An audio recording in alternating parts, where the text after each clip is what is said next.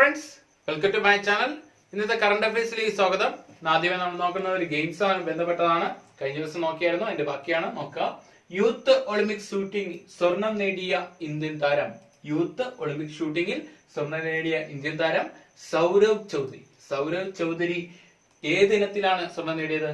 10 meter air pistol. 10 meter air pistol. അപ്പൊ Asian ഗെയിംസിൽ ഇദ്ദേഹത്തിന് ഏത് മെഡലാണ് ലഭിച്ചത്? Gold medal. 2018 ഏഷ്യൻ ഗെയിംസിൽ സൗരവ് ചൗധരിക്ക് gold medal.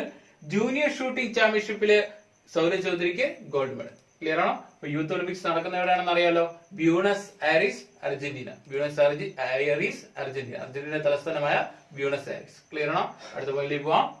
Asian para games discus ത്രോയിൽ വെങ്കല മെഡൽ നേടിയ മലയാളി ആരാണ്? അനീഷ് കുമാർ. അനീഷ് കുമാർ. ക്ലിയർ ആണോ? മലയാളി എന്ന് പറഞ്ഞു. അപ്പൊ മലയാളിയാണെങ്കിൽ അനീഷ് കുമാർ ഏത് ജില്ലക്കാരനാണ്? കൊല്ലം. ഏത് ജില്ലയാണ്? കൊല്ലം. ക്ലിയർ ആണോ? അടുത്ത പുരുഷന്മാരുടെ ആർച്ചറി വ്യക്തിഗത വിഭാഗത്തിൽ ഇന്ത്യക്കായി സ്വർണം നേടിയ താരം ആരാണ്? ഹർവീന്ദർ സിംഗ്. ആരാണ്? ഹർവീന്ദർ സിംഗ്. ഏഷ്യൻ പാരാ ഗെയിംസിലാണ്, ഓർത്തുവയ്ക്കുക. ഏഷ്യൻ പാരാ ഗെയിംസില് ആർച്ചറി വിഭാഗത്തിൽ, വ്യക്തിഗത വിഭാഗത്തിൽ സ്വർണം നേടിയതാണ് ഹർവീന്ദർ സിംഗ്. ഓക്കെ. ഇപ്പൊ ഏഷ്യൻ പാരാ ഗെയിംസ് നടക്കുന്ന സ്ഥലം നിങ്ങൾക്ക് അറിയാലോ. എവിടെയാണ്? കഴിഞ്ഞ വീഡിയോസിലെല്ലാം പറഞ്ഞതാണ്. ഏഷ്യൻ ഗെയിംസും ഏഷ്യൻ പാരാ ഗെയിംസും നടക്കുന്ന ഒരു സ്ഥലത്താണ്, Jakarta, Indonesia. Jakarta, Indonesia. Clear ആണോ? അടുത്ത പോയിന്റിലേക്ക് പോവാം. ബ്രിട്ടീഷ് ഡെപ്യൂട്ടി ഹൈക്കമ്മീഷണറായി നിയമിതനായത് ആരാണ്? ജെറമി പിൽമോർ. ജെറമി പിൽമോർ. ക്ലിയർ ആണോ? അടുത്ത പോയിന്റിലേക്ക് പോവാം. അടുത്ത പോയിന്റ് ഏതാണ്? UN food and agriculture organisation, അതായത് FAO ഫ്യൂച്ചർ പോളിസി അവാർഡിലേക്ക് നോമിനേറ്റ് ചെയ്ത ഇന്ത്യൻ സംസ്ഥാനം ഏത് സംസ്ഥാനമാണ്? സിക്കിം. ഏത് സംസ്ഥാനമാണ്? സിക്കിം. ക്ലിയർ ആണോ? അപ്പൊ നമ്മൾ സംസ്ഥാനം പറയുമ്പോൾ സാധാരണ പറയുന്ന പോയിന്റ് സിക്കിമിന്റെ തലസ്ഥാനം ഗാംഗ്ടോക്ക്. സിക്കിമിന്റെ തലസ്ഥാനം ഗാംഗ്ടോക്ക്. സിക്കിമിന്റെ നിലവിലെ CM ചീഫ് മിനിസ്റ്റർ പവൻ കുമാർ ചാംലിൻ. ആരാണ്? പവൻ കുമാർ ചാംലിൻ. ഓക്കെ. സംരക്ഷിത സംസ്ഥാനം എന്നറിയപ്പെടുന്നത് സിക്കിമാണ്. സംരക്ഷിത സംസ്ഥാനം സിക്കിം. അപ്പൊ സിക്കിമിന്റെ നിലവിലെ ഗവർണർ ആരാണ്? ഗംഗാ പ്രസാദ്. ആരാണ്? ഗംഗാ പ്രസാദ്. ക്ലിയർ ആണോ? അടുത്ത പോയിന്റിലേക്ക് പോവാം. അപ്പൊ നമ്മൾ FAO food and agriculture organisation പറഞ്ഞു. അപ്പൊ നിലവിൽ വന്ന വർഷം 1945 ഒക്ടോബർ 16.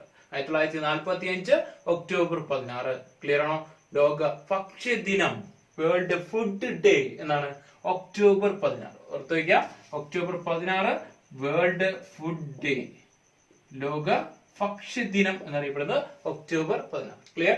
അടുത്ത പോയിന്റ്, FAOയുടെ ആസ്ഥാനം, ഫുഡ് ആൻഡ് അഗ്രികൾച്ചർ ഓർഗനൈസേഷന്റെ ആസ്ഥാനം എവിടെയാണ്? Rome, Italy. Rome, Italy. FAOയുടെ നിലവിലെ ഹെഡ്, തലവൻ ആരാണ്? Jose Graziano da Silva. Okay. Jose Graziano da Silva. Clear ആണോ?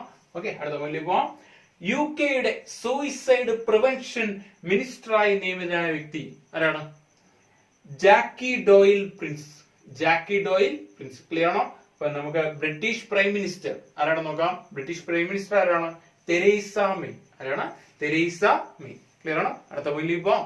ഇന്ത്യൻ എയർഫോഴ്സ് പുറത്തിറക്കിയ health application, health mobile application ഏതാണ്? മെഡ് വാച്ച്. ഏതാണ്? മെഡ് വാച്ച്. ക്ലിയർ ആണോ? മെഡ് വാച്ച്. ക്ലിയർ. ഓക്കെ. അപ്പൊ അത് പുറത്തിറക്കിയത് ഡയറക്ടറേറ്റ് ഓഫ് ഇൻഫർമേഷൻ ടെക്നോളജി ആണ് പുറത്തിറക്കിയത്. ക്ലിയർ ആണോ? അപ്പൊ എന്നാ പുറത്തിറക്കിയത്? 86ാം ആനിവേഴ്സറി, ഇന്ത്യൻ എയർഫോഴ്സിന്റെ 86ാം ആനിവേഴ്സറിയെ തുടർന്നാണ് പുറത്തിറക്കിയത്. ക്ലിയർ ആണോ? അപ്പൊ നമ്മള് ഇന്ത്യൻ എയർഫോഴ്സ് സ്ഥാപിച്ച വർഷം അല്ലെങ്കിൽ ഫോം ചെയ്ത വർഷം 1932 ഒക്ടോബർ 8. 1932 ഒക്ടോബർ 8. ഒക്ടോബർ 8ന്റെ പ്രത്യേകം എന്താണ്? ഇത് എയർഫോഴ്സ് ഡേ എന്നറിയപ്പെടുന്നത് എന്താണ്? ഒക്ടോബർ 8. ക്ലിയർ ആണോ? ഓക്കെ. അടുത്ത, ഇന്ത്യൻ എയർഫോഴ്സിന്റെ ആസ്ഥാനം എവിടെയാണ്? ന്യൂഡൽഹി. ഹെഡ്ക്വാർട്ടേഴ്സ്, ആസ്ഥാനം ന്യൂഡൽഹി. ഇന്ത്യൻ എയർഫോഴ്സിന്റെ മോട്ടോ എന്താണ്? Touch the sky with glory. Touch the sky with glory. Clear ആണോ? അടുത്ത പോയിന്റിലേക്ക് പോവാം. എയർ ചീഫ് മാർഷൽ, നിലവിലെ എയർ ചീഫ് മാർഷൽ ആരാണ്? വീരേന്ദ്ര സിംഗ് ധനോവ. വീരേന്ദ്ര സിംഗ് ധനോവ. ക്ലിയർ ആണോ? അടുത്ത ക്വസ്റ്റിലേക്ക് പോവാം. Air Asia India MD and CEO ആയി നിയമിതനായത് സുനിൽ ഭാസ്കരൻ. സുനിൽ ഭാസ്കരൻ. ക്ലിയർ ആണോ? ഒന്ന് ആലോചിക്കുക. Air Asia India MD and CEO ആയി നിയമിതനായത് സുനിൽ ഭാസ്കരൻ. എന്നാൽ എയർ ഏഷ്യയുടെ ആസ്ഥാനം എവിടെയാണ്?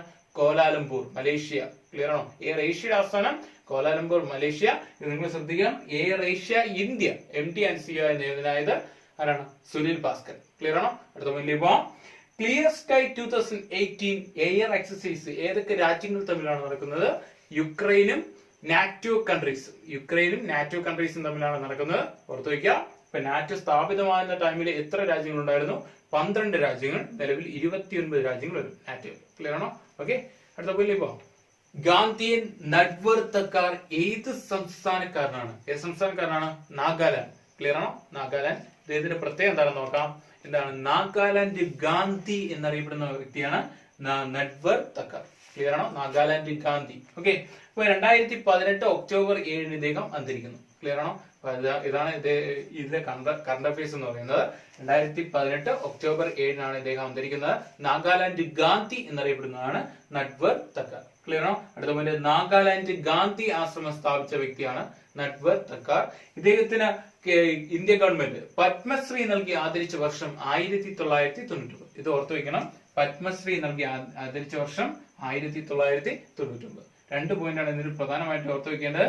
നാഗാലാൻഡ് ഗാന്ധി എന്നറിയപ്പെടുന്ന നട്വർത്തക്കാർ, അതുപോലെ തന്നെ പത്മശ്രീ നൽകി ആദരിച്ചത് 1999. ഓക്കെ. അടുത്ത പോയിന്റ്, BPCLന്റെ ഇന്ത്യയിൽ ആദ്യത്തെ ബയോഫ്യൂൽ പ്ലാന്റ് സ്ഥാപിച്ചത് എവിടെയാണ്? ഒഡീഷ.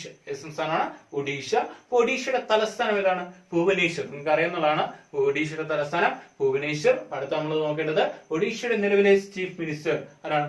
നവീൻ പട്നായിക്. ആരാണ്? നവീൻ പട്നായിക്. ഒഡീഷയുടെ നിലവിലെ ഗവർണർ ആരാണ്? ഗണേഷി ലാൽ. ക്ലിയർ ആണോ? അടുത്ത പോയിന്റ് പോവാം. നിർമ്മൻ കുസുമ പ്രോഗ്രാം ആരംഭിച്ച ഇന്ത്യൻ സംസ്ഥാനം ഏതാണ്? ഒഡീഷ തന്നെയാണ്. ഈ നിർമ്മൻ കുസുമ പ്രോഗ്രാം എന്ന് പറഞ്ഞാൽ ടെക്നിക്കൽ സ്റ്റുഡൻസിന് എന്താ പറയുക, സാമ്പത്തിക സഹായം നൽകുന്ന ഒരു പ്രോഗ്രാമാണ്. എന്താണ്? നിർമ്മൻ കുസുമ പ്രോഗ്രാം എന്ന് പറയുന്നത്. ഓക്കെ. അടുത്ത പോയിന്റിലേക്ക് പോവാം. ലോകത്തിലെ ഏറ്റവും ശക്തമായ പാസ്പോർട്ടായി തിരഞ്ഞെടുക്കപ്പെട്ടത് ഏത് രാജ്യത്തെയാണ്? ജപ്പാൻ. എന്താ പ്രത്യേകത എന്ന് പറഞ്ഞാൽ ഏറ്റവും കൂടുതൽ രാജ്യങ്ങളിലേക്ക് വിസ ഇല്ലാതെ പോകാൻ കഴിയുന്നതാണ് ഈ ജപ്പാന്റെ പാസ്പോർട്ട്. ക്ലിയർ ആണോ? ഓക്കെ. നിങ്ങൾ വീഡിയോ ഇഷ്ടപ്പെട്ടെങ്കിൽ ലൈക്ക് ചെയ്യുക, സബ്സ്ക്രൈബ് ചെയ്യുക. അടുത്ത ദിവസം വീണ്ടും കാണാം. Good bye.